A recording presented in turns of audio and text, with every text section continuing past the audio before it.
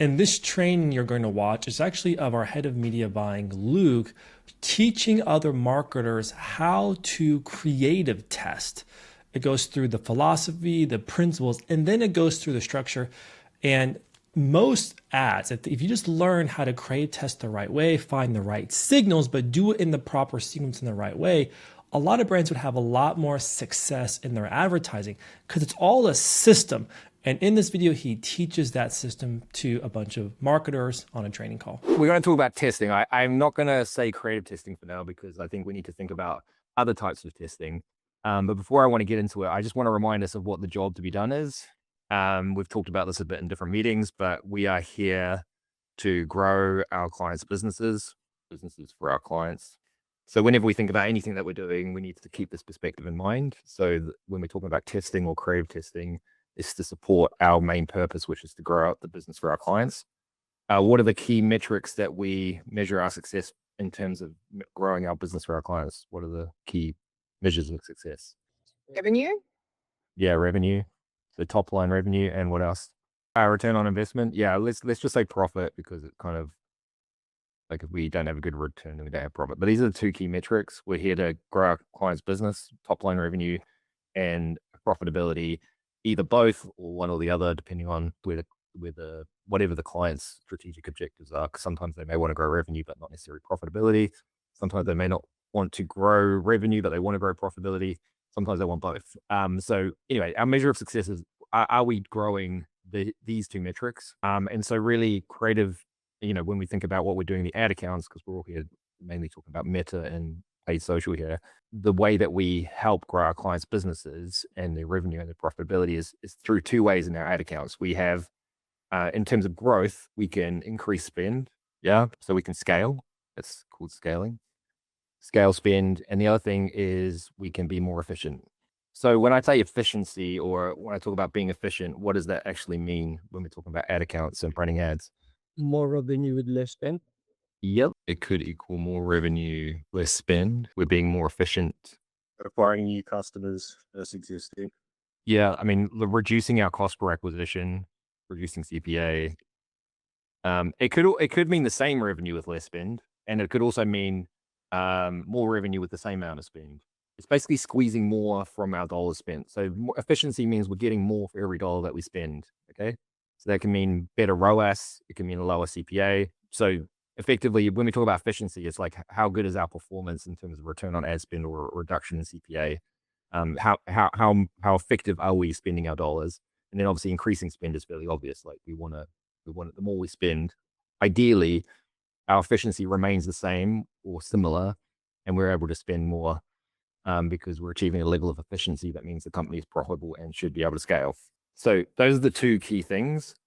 When we're in an ad account and we want to help support the job to be done, which is to grow a business for our clients, we're looking for one or both of these things. We want to be able to increase our spend and maintain similar levels of efficiency, or we want to become more efficient with the same amount of ad spend.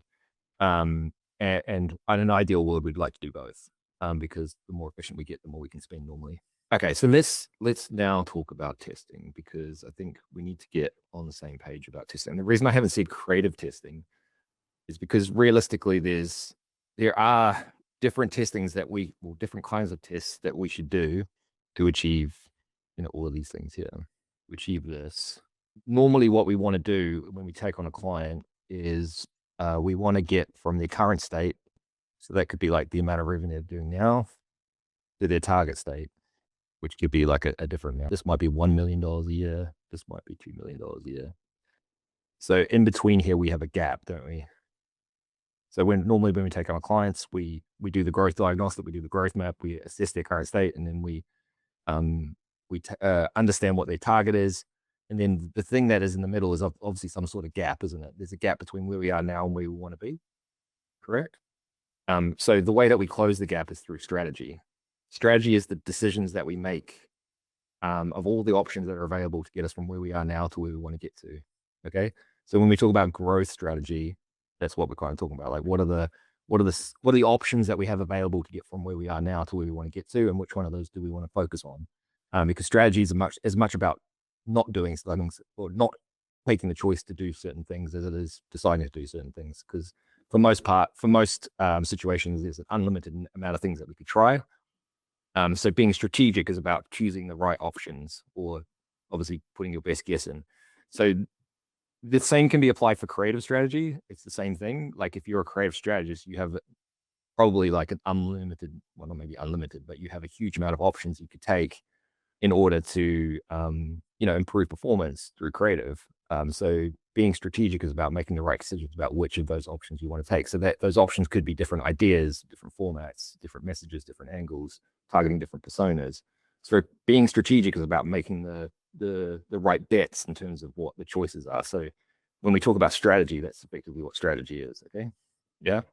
So normally in order to get from here to here, we have a strategy.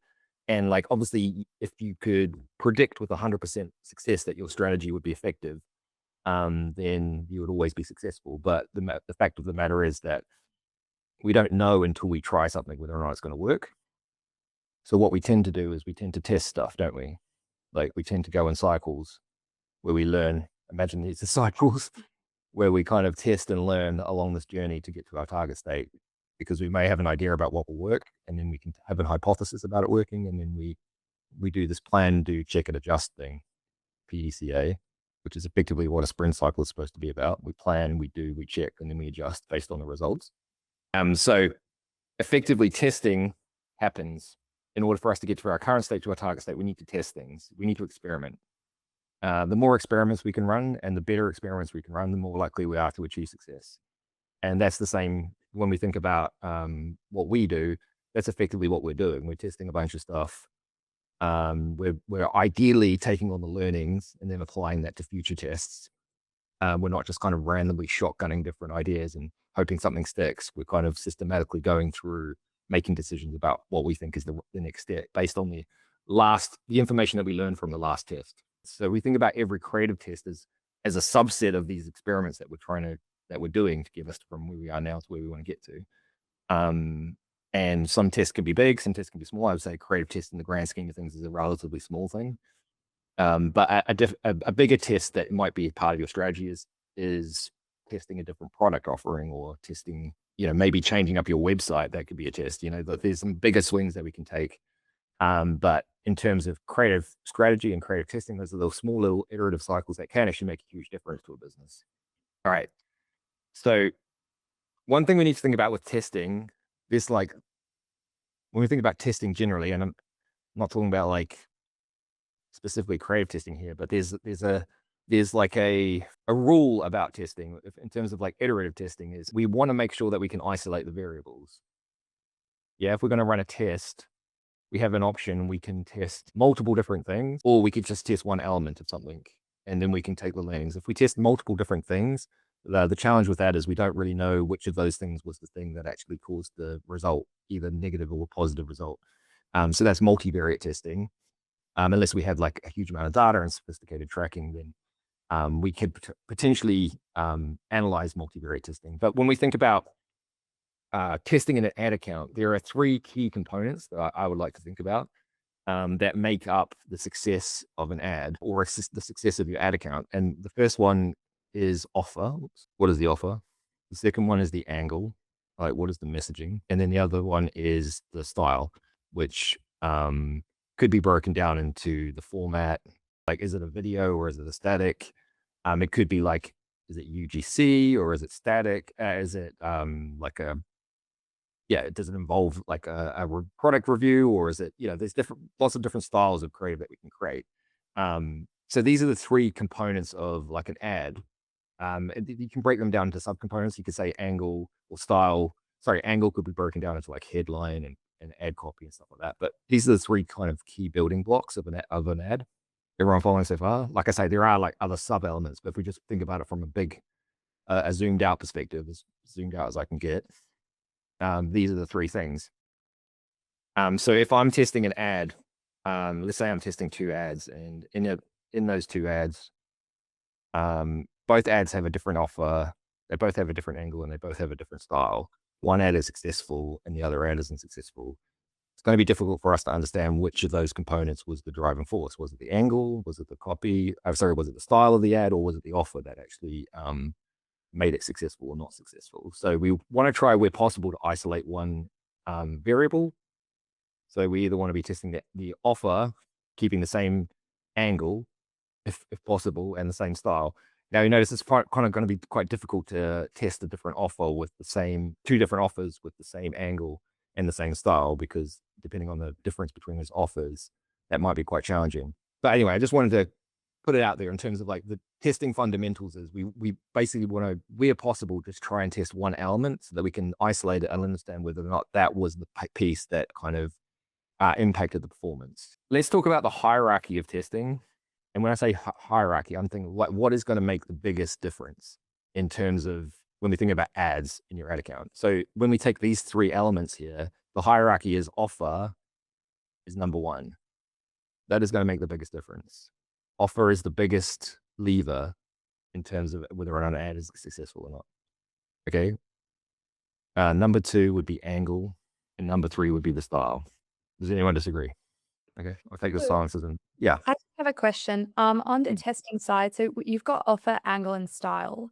Would you say audience is also something? Like if you change the audience? In our environment, because we run broad, we don't target a specific audience, but your angle and your style effectively. So like an angle and potentially the offering could affect who your audience is. So like obviously that's how the way the algorithm works. Like your creative is your targeting. So the offer, the angle, and the style that you put out will attract a certain audience. From a creative strategy point of view, you might say, I want to target like younger people with this ad. That is going to be impacted by the angle and the style more than likely. So yeah, you are effectively audience testing. Changing the angle and the style is effectively changing the audience. So that it's kind of baked into these two. I think I just want to jump in here quickly because I know why DNA asked that. It's because, Luke, in our creative testing framework, we have offer, audience, angle, and then our content is your style bit. But what you're saying in a media buying context makes sense. So DNA, we still need to think about the audience. But what Luke is saying is in this context, there's three bricks essentially. And that's how our creative strategy framework has been built off of it. Audience is a key component of developing the right angle and the style for your ad. So it's not necessarily about the strategy. It's about like when we think about the ad itself, the ad has an offer, it has an angle, and has a style. It doesn't have an audience per se. Do you know what I mean? Like you can't look at an ad and say there's a particular audience there. But obviously it's designed for a particular audience. One thing to think about here is like in the terms of hierarchy of testing, offer is like by far the number one. Like if you don't have a good offer, if your offer's not resonating, then it doesn't matter what your angle or your style is. Like you can obviously you can still improve performance, but you're not gonna have as much success as if the offer was different potentially. So what I wanted to make sure is today, especially, is that we're clear about what an offer is, because I think it's quite often misunderstood. So I'm going to give you, let's say I've opened my first t-shirt store, so I have no imagination. And I sell, I'm even gonna make these different colors. These are like cropped, by the way, because they're really stylish. So you would effectively see my belly button if I was wearing these. Sorry, just trying to keep up with the trends here in my t-shirt store. I've also, because I'm a bit ridiculous, decided to sell some trousers. Oh, let's just say they're jorts. I've got a pinkish t-shirt. I've got a purple t-shirt. I've got some orange jorts and some reddish jorts. Okay. So I'd love to hear from you guys. Like, what would be an example of an offer? Bundle. Okay. So one option is, yeah. Get your second cheaper, or same with Yeah. the shorts, an outfit Yeah. offer. So we could say it's e.g. BOGO or any kind of like bundling of one or more items. Yeah. Would be, we call that a bundle. Okay. So let's forget about other types of bundles. What other what else could be an offer? Like a percentage of your first purchase. Yeah. So a discount could be percentage or a dollar amount. Okay. So let's remove discounts. What else could be an offer? Shipping for AOD. Okay. Sorry, did you say free shipping? Oh. Okay. Let's say free shipping and or any gift with purchase, anything like that. Okay. What else could be an offer? This probably falls into discount, but like if it's seasonal sales, so it's like Christmas sales or afterpay sales, or like it's tied to something specific, but that would probably fall into the discount section, but I'm just saying it as Yeah. well. Yeah, we can put sale here. Yeah, that falls under discounts. Yep. What else? Exclusivity. So this offer is only though. Oh yeah. That would kind of sit under each of these different offers, though. Would that be right? Like there would be some sort of, unless it was like, yeah, that would kind of, yeah, you could use exclusivity with each of these. Yeah. All right. What else? I sell orange jaws. Come buy them. Yeah. So my offer doesn't have to include anything fancy. It could just be like, hey, here's my jaws. Yeah. My offer is my jaws. This is the product that I'm selling. Please buy them. Yeah. My offer could be, hey, I sell different colored jaws. Come and buy my different jaws. Yeah. My offer could be, hey, I've got this really cool pink t-shirt. Please buy it. You can tell I'm a marketer, eh? My offer could be, hey, I have a collection of t-shirts. They're really cool. You should buy them. My offer could be, hey, I have this store and we sell ridiculously stylish shit. Yeah. So, effectively just advertising the whole thing. So the offer doesn't have to be this, doesn't have to be this, doesn't have to be this. It could literally just be the product. The offer is just, what are you choosing to put out into the market to get to attract buyers? And it doesn't have to involve anything other than the product itself. Yeah. Does that make sense? So when we talk about, because I think people often confuse the word offer with, one of these things, which is fair enough. And like, if I was to market my business, it would make sense that I use one of these things, but I don't have, like, my offer is literally, what am I throwing out there as bait to get people in? And the bait might just be, look how fucking cool this shit is. You know what I mean? The first thing we need to understand, and this is part of the strategy piece, and this really does come from the growth strategist, to be honest. It's a really decision that should be made by the growth strategist, with supporting information from, either the media buyer or their own analysis. It's like, what are we actually choosing to sell here? Because if I'm running a test and one ad has orange jorts and the other one has a purple t-shirt, how can I compare those two creative tests together in terms of like the angle and the style of the ad? Because they're completely different offers. If I've got one ad with orange jorts in it, I've got one ad with with a purple t-shirt in it, purple crop top or whatever. Like, those are two completely different offers. So I can't compare those like for like. Does that make sense? So the first thing we need to, and the reason I haven't put creative testing on a lot of the headlines here, is the first thing we really need to do when we're testing is we need to test the offer. We need our core job when we're doing paid media is to acquire customers as effectively as we can. So we need to find an offer that acquires customers at the best efficiency and at scale. So, and some things that we need to think about, like, do we have the inventory for that? So the first thing we need to test before we really creative test, which I would consider, this is creative testing, this is offer testing. Like, the offer should always be locked in. Creative testing isn't figuring out the offer. That's offer testing. Obviously a creative strategist supports in the offer testing, because we have to produce some creative to test it.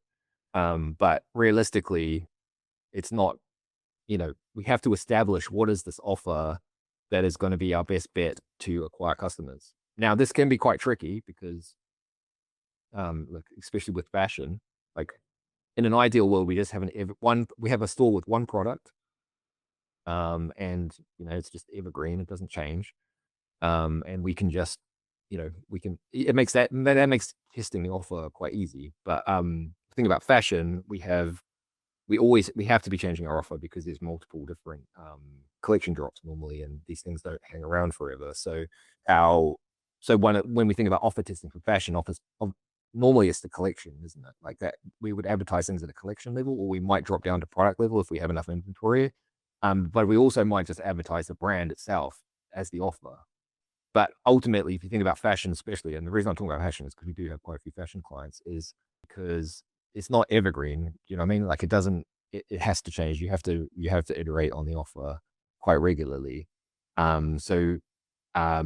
Offer testing is almost baked into whatever we do, but we can decide whether or not, I mean, if you think about advertising the whole store, you're effectively advertising the brand, aren't you? Like, that's really your offer is the brand. It might be the lifestyle, or it might be the vibe of the brand, but what you're really testing there is the brand. So in most ad accounts, or for most businesses, it's ideal for us just to focus on one key acquisition offer. But as a brand scales, it may make sense that we focus on more. Because from a business objective point of view, maybe there's a new SKU that they want to push. But if you think about it, let's say I'm Luke's t-shirt business, and I'm starting out, I don't have a huge budget. Let's say I've got like $2,000 to spend. If I decide to advertise this, the red jorts by themselves, this purple crop top, and then I also decide to do a bundle, and I decide to do this collection of t-shirts. I'm advertising multiple offers, and then in order for me to actually create a test for each of those offers, I have to really spread my budget too thin. And then I also have to spread my resources too thin, because then I have to think about much more different creative types and different photo shoots for different permutations of what I'm doing. So my focus starts to get spread really thin because I'm focusing on too many offers. Does that make sense? Like, you see this with brands, like they've got like 20 products, and we're kind of trying to creative test for all of them separately. Like, you can't consolidate you have to learn about each one very slowly, and there's only a certain amount of resource that you can allocate. You can't, physically can't effectively creative test for 20 different products. So you have to take a bet on which are the top 1 or 2 products that you want to push, and understand what is the initial acquisition offer that you want to go out into the market with. And the reason why we want to do offer testing before creative testing is because it is the biggest lever. Like, if we don't, and because it's the biggest lever, like, this is where we should invest our time up front to understand it. So if you think about it, there's a couple, most brands we work with are somewhat established. So they would normally have some sort of offer that is somewhat established. So let's say this is like main offer. So, like I say, for most brands, they already have some sort of initial acquisition offer. Might not be great, and so we can creative test against this. That's fine, because we already have an offer in place. But we may, to improve performance, want to run a separate offer testing campaign where we are just literally testing bundles, or we're testing free shipping. We're testing all those other things you talked about, or we're advertising a completely different product because it's showing some promise in terms of its uptake from customers. Ultimately, what we're trying to find is we're trying to find that offer that is going to bring us the most new customers and give us the best LTV over time, relative to the cost to acquire a customer. So I just want to put that out there, because I feel like a lot of times, and this really comes down to the strategist, as much as anybody else, this has to be the key focus. When we think about the flow is growth strategist provides the strategy to the creative strategist. Creative strategist provides the creative strategy to the media buyers to execute the creative testing, and there's a feedback loop. So, like, as a creative strategist, part of what you need to receive is obviously the right strategy. So just something to think about, like, when we think about like looking at our performance, are we cognizant of the fact that when we're running these tests that we are actually advertising the same offer, or are we not really thinking about that fact that this might be a massive variable in the outcome of what we're trying to do? I mean, creative can make a big difference. Like, when I'm talking creative, I'm talking angle and the style of creative can make a massive difference, of course, to performance. But we can't rely on it to fix a bad offer. You know what I mean? It can only do so much. One thing I wanted to talk about was, there's a challenge with creative testing. It's not perfect. It can never be perfect. And there's multiple reasons for that. Like, it's very hard to isolate variables, and we don't have control over a lot of things, basically. So creative testing is never perfect. And there is a little bit of nuance to things. But on the other hand, we have to kind of put some sort of rules in place for how we decide about whether or not something is a winner or is a loser, should be scaled or shouldn't be scaled. But I want to talk about like some of the challenges and how we can kind of deal with it. And this is maybe some new thinking, but one thing we've got to think about is, what is the highest level of awareness? What would you call What it? would be most aware? Like, if you're most aware. Most aware. What is the lowest level of awareness? Unaware. Yeah, unaware. And it's a scale, isn't it? From unaware to most aware. So there's 5 different levels. So there's 3 in between.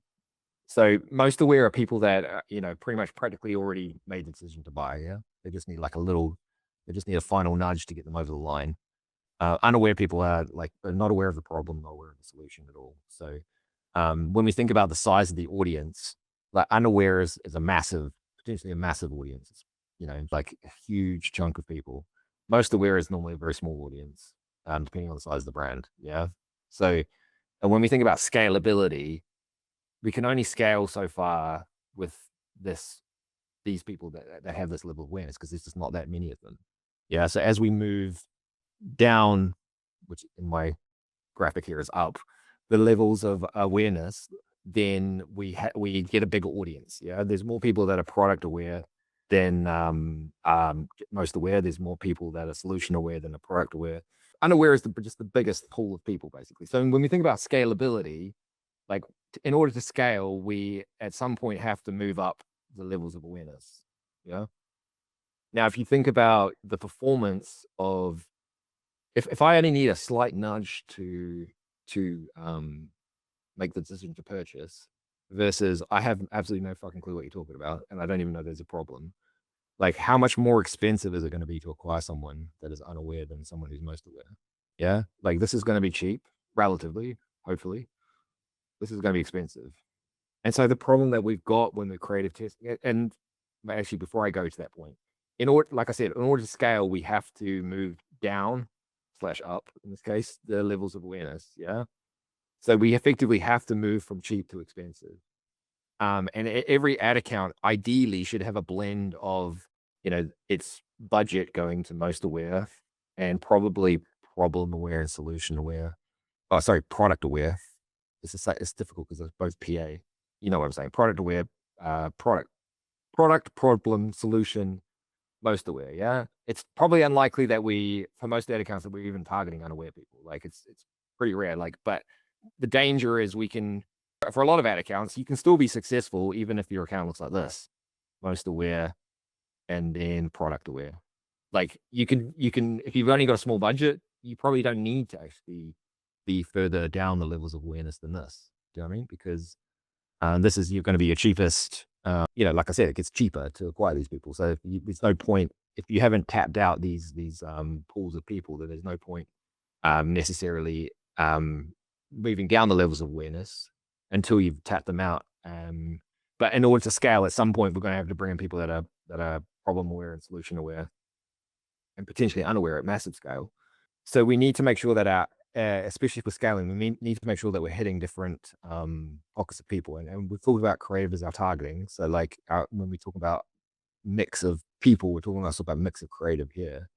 Because an advert that is for a most aware audience could still convert someone that is product aware or even solution aware, but it's less likely because it's not really speaking to them, is it? In order to scale, we need to move down the levels of awareness. Our ad account should have a blend of different levels of awareness. And you can think about a customer journey. Let's say we had some ads here. The first ad that someone might see might be this, and then the last ad they see is this, and then they convert. That could be a customer journey that happens within the ad account. Because ideally our ad account is a system where we can help move people through the customer journey. And we need to think about our ad account as a system. That's why we need to have multiple levels of awareness within our ad account. There are some assumptions we can make about the way that these different levels of awareness will perform in an ad account. Okay. So first of all, we can think about conversion rate. Yeah. Conversion rate is going to get higher. The conversion rate of an ad is going to be higher for someone who is most aware compared to someone who is unaware. And even if we had an ad that was targeted at an unaware person, it's still going to have a lower CDR. Yeah. Return on ad spend, similar thing. Higher, lower. Yeah. CPC, cost per click, still the same error. Sorry. We should actually expect a lower cost per click for an unaware ad than we should for a most aware ad.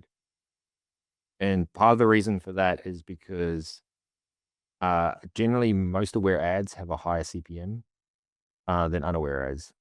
Okay, so we should we should anticipate a lower cost per outbound click versus a most aware ad. If you think about this as top of funnel, middle of funnel, bottom of funnel. Bottom of funnel ads generally have a higher cost per click than a top of funnel ad. What is another metric that we can think about?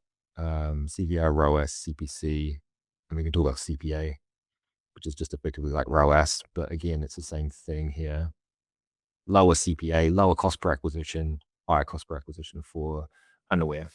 So the challenge we've got is when we're creative testing, if we're testing against like what is the best ROAS that we're going to get, then obviously most aware ads are going to get, they're going to pass through testing, aren't they?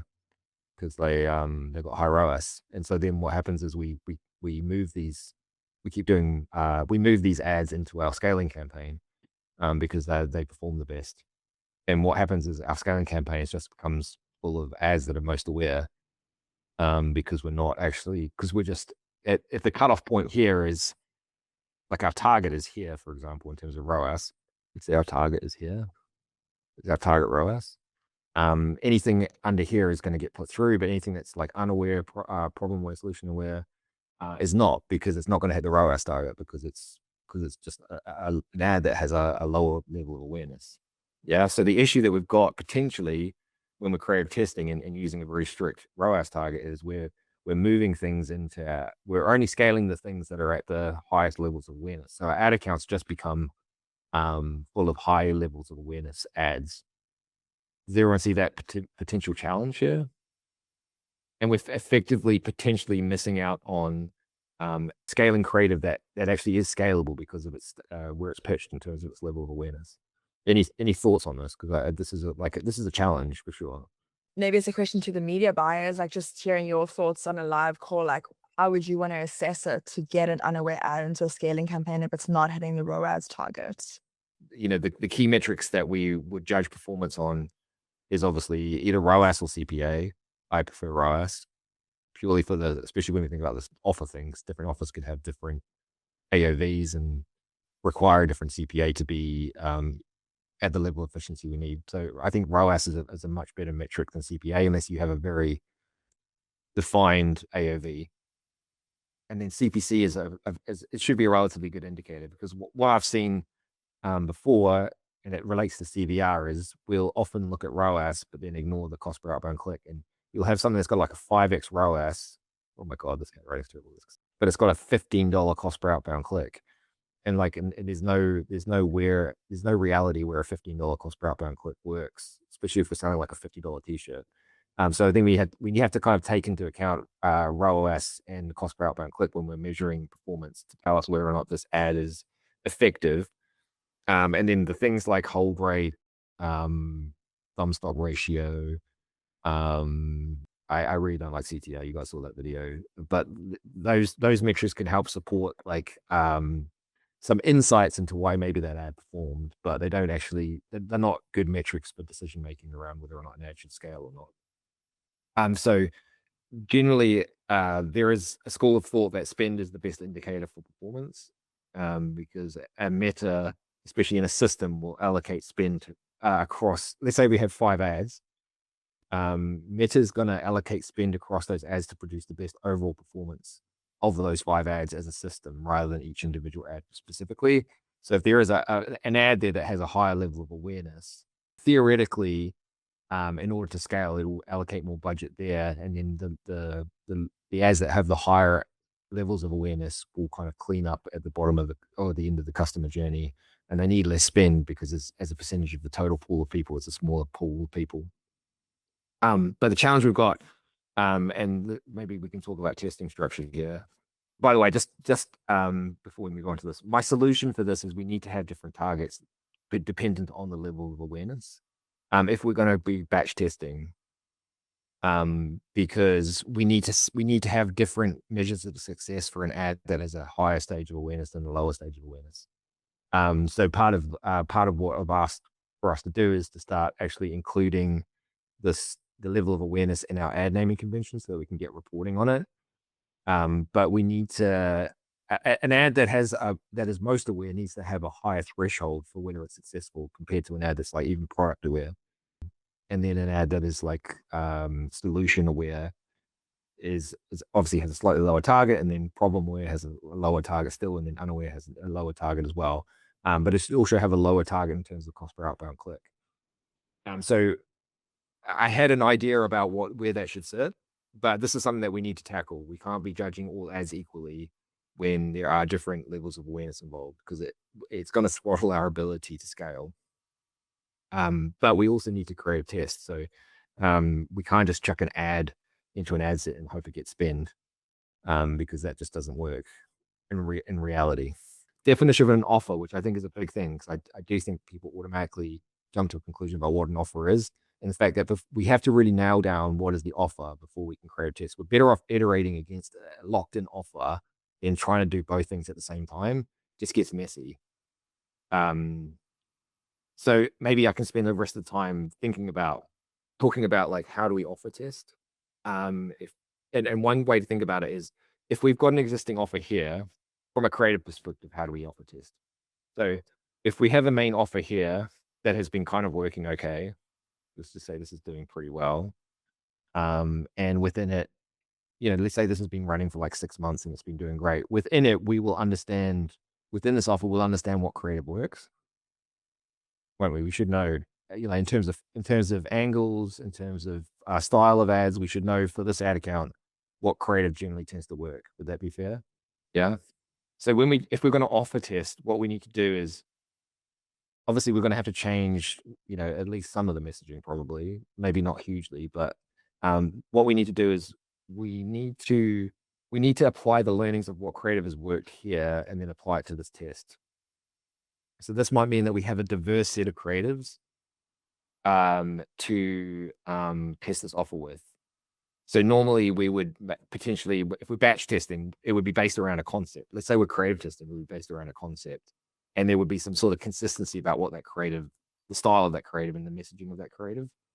When we're offer testing, we may want to test multiple different styles and multiple different angles, because what we're testing here is the offer, not the creative or the angles. So we want to take our learnings from here and apply them to the offer test. So what I'm trying to say is, if we're going to offer test, we want to be we don't want to be unclear about, was it the creative or was it the offer that didn't work when we tested it? So if we have multiple different stabs at the creative and like a bit of diversity around the creative, and none of them work, then we can effectively say, okay, the offer didn't work. Does that make sense? If we have a very narrow set of creative styles or messaging, then we can still be a little bit unclear, or maybe it just wasn't the creative that was right for that offer. From a creative strategy perspective, I think it's good to understand, like, when we doing it, are we actually offer testing here or are we creative testing? Like, and if we are offer testing, then let's actually do a diverse set of creatives to test this particular offer. And we may have to take more than one stab at it, like an offer test, because we just want to make sure that it wasn't the creative. That was the reason why the offer didn't work. So if we don't feel like if we felt like there was potentially, if we came close, but like maybe let's say it was like a near win, then we may want to do another set. But we don't want to just like test once and then kind of give up. If it's a near win, then we may want to keep offer testing to see if we can get to a win stage. Does that make sense? If we think about a batch test, if we have 5 ads in a batch test and one of them wins, then that batch test is a winner, basically. It doesn't have to be an overall result that is like good. It can just be, if we have one ad that meets KPI or is above our KPI, then that batch is determined to be a winner. Okay. If it's got multiple, then it's still a winner. If it has none, then it's obviously not a winner.